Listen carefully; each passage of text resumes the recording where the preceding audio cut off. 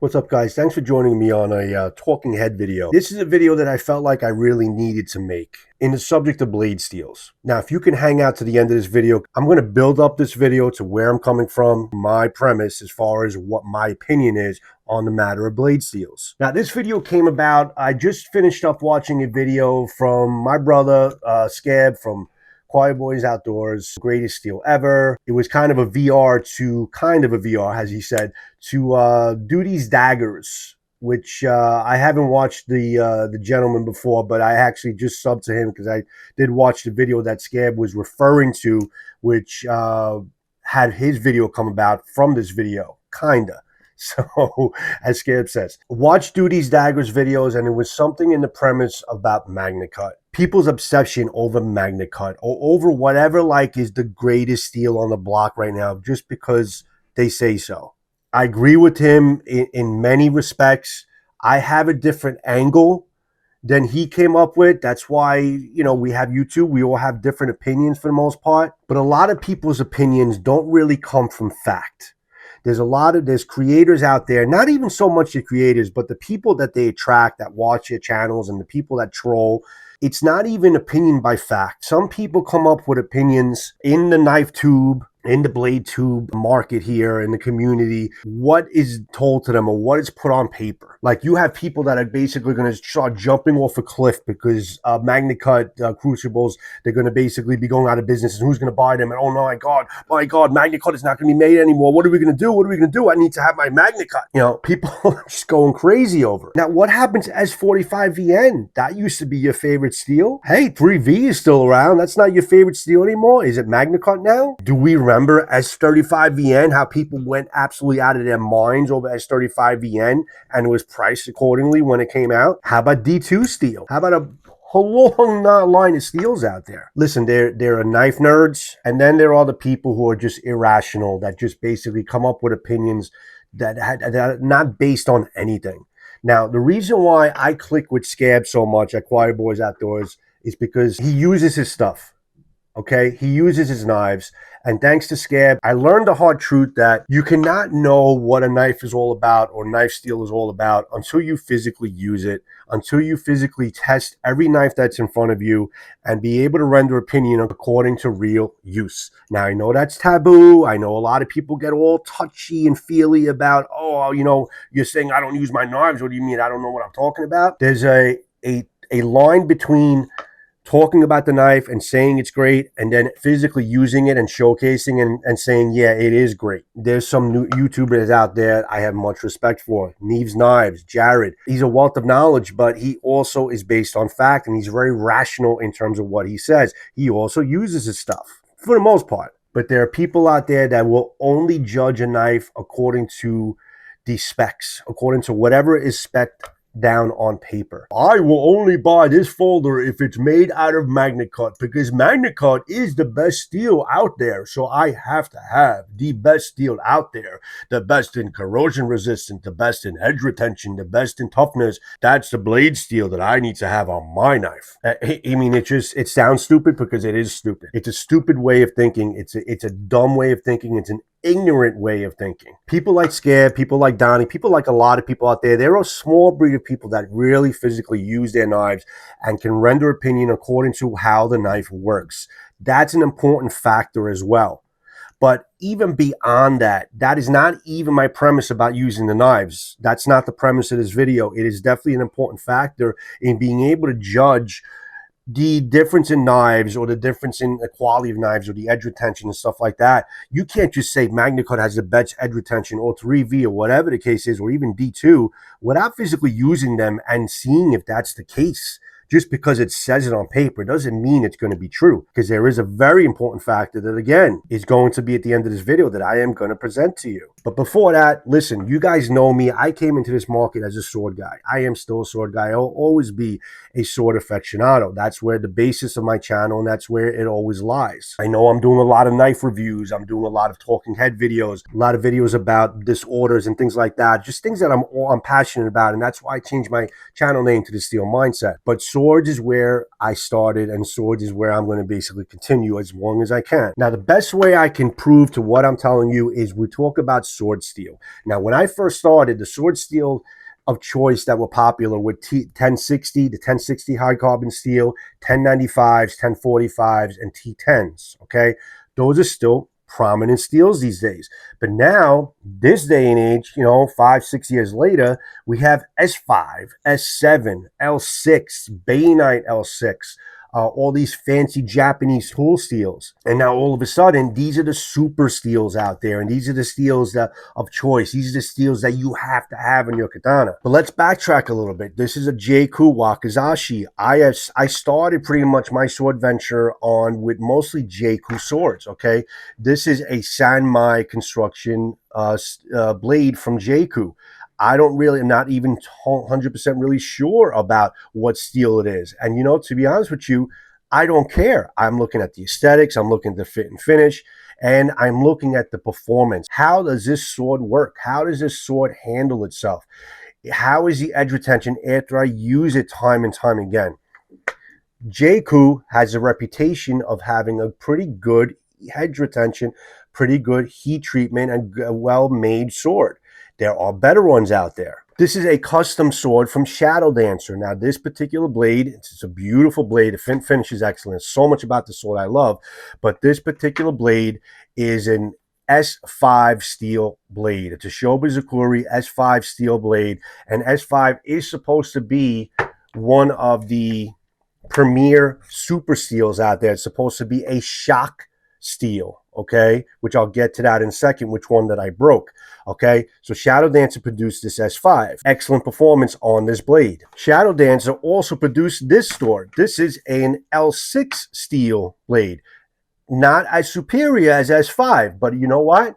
This thing performed just as good, if not better, than the S5 blade. Both were made from Shadow Dancer. You see the little connection I'm trying to make here? One more sword. This is Skyjiro, very reputable sword manufacturer, and they're known for making real, actual weapons that work. They don't disclose what steel this is. Does that stop me from saying I don't want a Skyjiro? No, because Skyjiro has a reputation. They have a reputation of making some great blades that work and don't damage and can take a lot of abuse. I cut bamboo. I cut a lot of hard materials with this thing. Never took a set. Edge retention is great. I have never sharpened this thing, and it's still crazy sharp.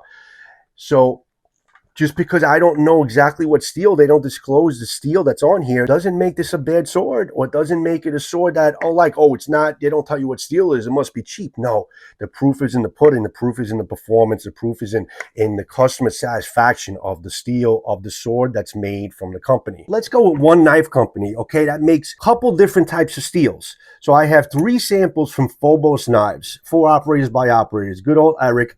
Phobos Knives happens to be some of my favorite knives out there, and these 3 are some of my favorite. This is the Calcula, okay? This particular knife, I did full testing. Everything that I'm showing you here, I did full reviews on my channel.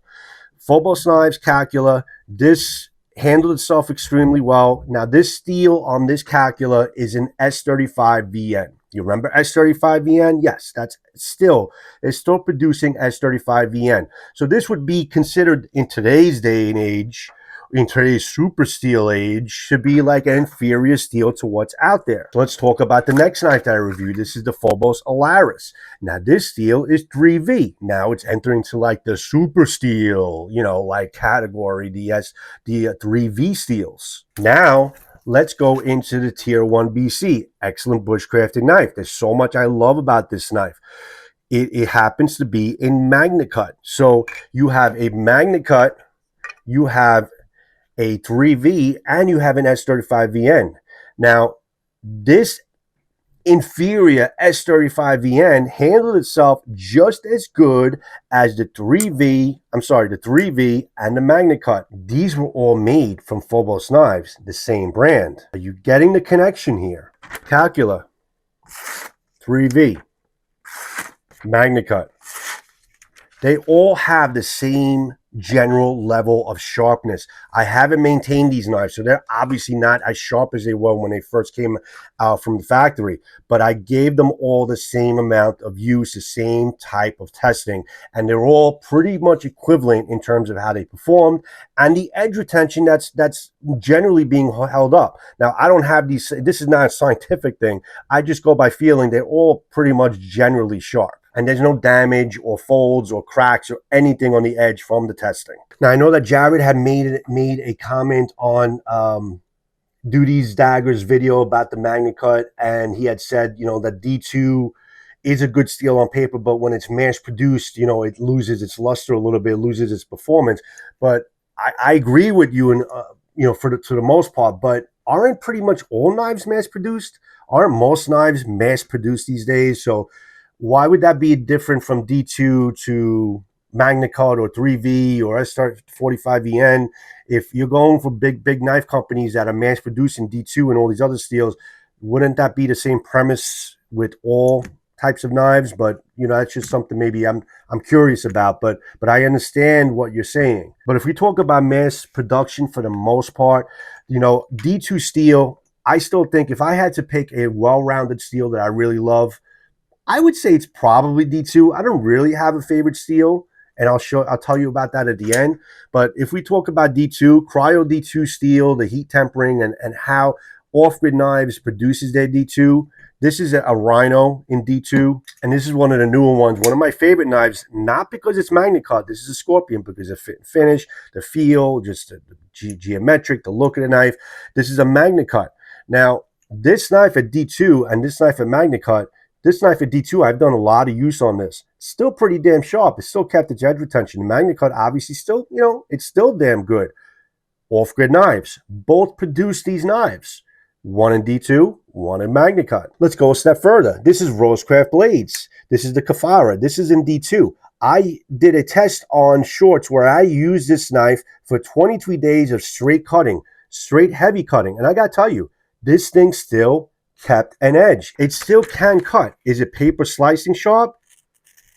It struggles, but it'll cut. You know, you can see basically there is use, but I put a lot of use on this edge without any maintenance whatsoever, and it still can cut if you have to make it cut, and this is D2 steel. All right, so I'm sure most of you are waiting to get to my point, and I'm getting to the point right now, okay?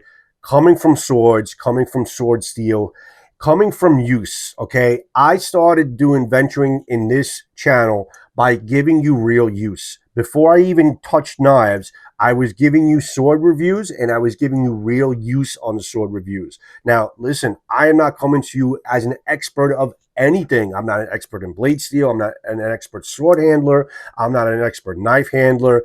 I'm not an expert in crap. I'm an expert in cinematic, in cinema, because that's what I do for a living, okay? I'm coming to you as someone who has had his hands on many different blades, has used them, has experienced them, and can give you an opinion as far as what the main premise or the most important thing in the blade community should be. Okay, so stop the press. The most important thing about blade steel is not the blade steel. The most important thing about where you can find the best steels is from the maker. It's from the brand and the maker. We give too much credit for who invented Magnet Cut, like he is a god right now, who invented this or that, or certain companies who produce these steels, but we don't give enough credit to the brands and the makers that physically heat temper and produce the steels for us in our knives, in our folders, in our fixed blades, in our hatchets, in all the stuff that we use, all the bladed weapons, the swords, the things that we use, would not be shit if it wasn't for the skill of the craftsmanship. I don't care if you got Magnet Cut or 3V. You can tell me, okay, this fixed blade was made out of Magnet Cut, okay? So you know what? It's Magnet Cut. It must be the best out there. This must be the best fixed blade on the market because it was made out of Magnet Cut. But let's just say that the blade maker or the bladesmith that made this blade does not have much experience of working with Magnet Cut. Will that Magnet Cut steel be good? Maybe it's too hard. Maybe it's like 65 HRC and it's so brittle that it's going to freaking break on you after a little bit of hard use. Does that say that the MagnaCut is the best still? No.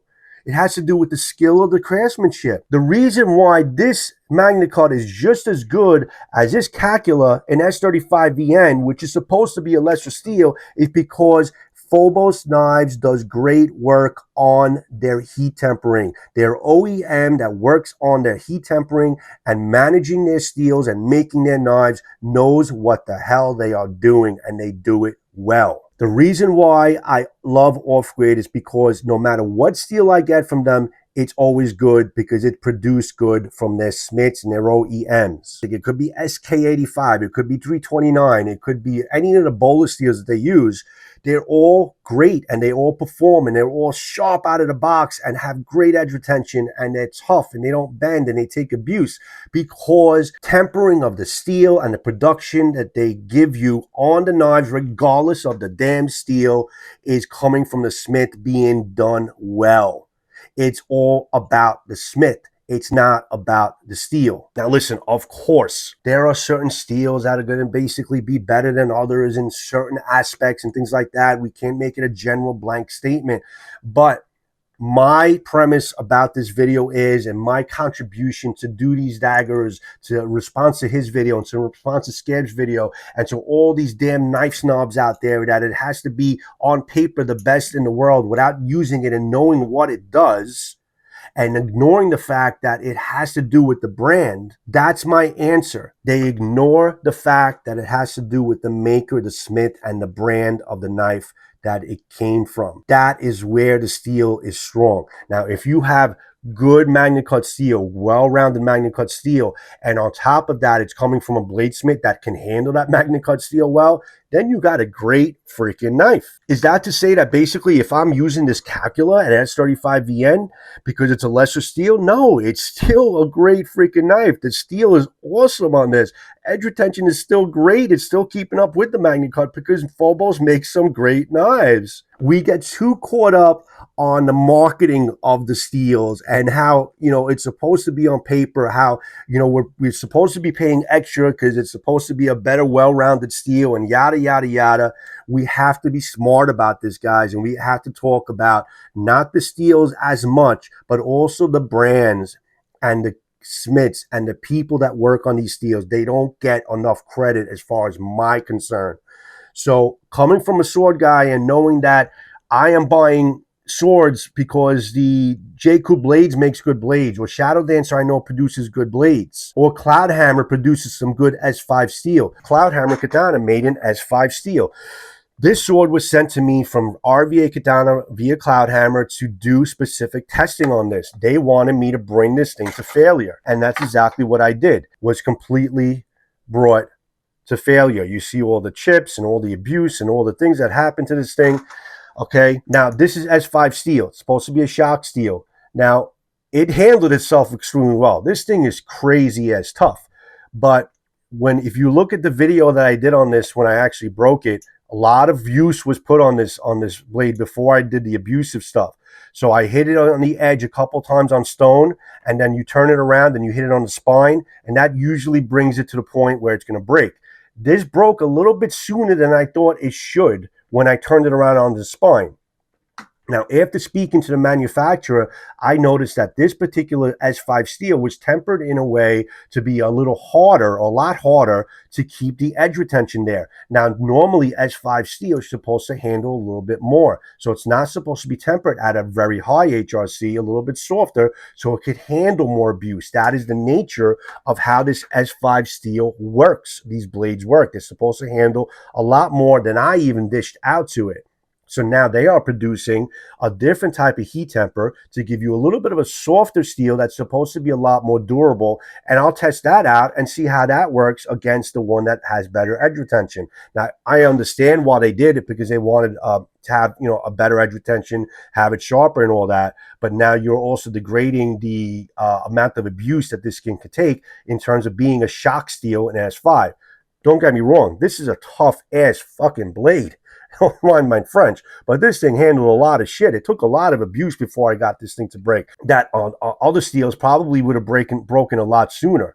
but it all comes in to the point of the smith and how they are producing these steels. So this being S5, it could have been done better to be handling itself better along the properties of what S5 is supposed to do. So I'm hoping I kind of got my point out to the fact between the swords and the blades and everything that I showed you here, that we should not dwell on this physical steels themselves and the properties of the steels on paper. We need to see them tested. We need to see them in use. And we need to understand that certain brands will produce certain steels a lot better than others. We can't put a blanket statement on it that MagnaCut is the best steel on the planet. MagnaCut made from this brand may be the best steel on the planet. D2 steel made from these brands, okay, make very good knives. Not all D2 steels made from every company is going to be fantastic just because it's D2 steel or MagnaCut or 3V or S45VN. Let's stop being stupid, guys, and let's stop being ignorant, and let's stop ignoring what's right in front of our faces, and it's the quality and craftsmanship of the brand that you're buying your knives from is what you're getting over the steel that you're buying. Please engage with me. Be kind, be nice, be respectful. Let me know your comments. Let me know what you think. That's my personal opinion. In terms of a layman's man perspective, a non-professional, someone who basically has been on YouTube for a little while, has used a lot of different types of steels. I developed my own experience on it, and that's where I feel is the most importance in this argument about which is the best steel out there. From now on, I will only buy S5 and S7 swords. How stupid does that sound?